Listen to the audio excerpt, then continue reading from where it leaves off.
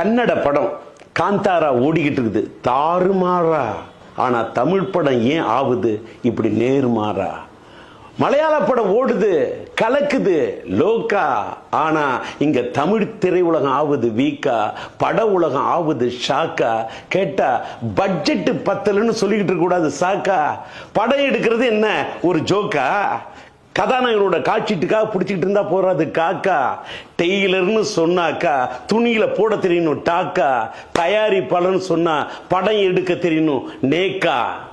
எனக்கு மலையாள படம் ஓடுது, கன்னட படம் ஓடுது, தெலுங்கு படம் ஓடுது அப்படின்லாம் எனக்கு அதை பத்தி பொறாம இல்லை. பக்கத்து வீட்டுக்காரங்க இருக்காங்க பளபளப்பா, அடுத்த வீட்டுக்காரங்க இருக்காங்க அட்டகாசமா, அண்டை வீட்டுக்காரங்க இருக்காங்க அமக்கலமா அப்படின்னு அதை பார்த்தா எனக்கு ஆனந்தம். ஆனா அதே நேரத்தில் என் வீடு, என் தமிழ் சினிமா இப்படி இருக்கேன்னு எனக்கு ஒரு ஆதங்கம்.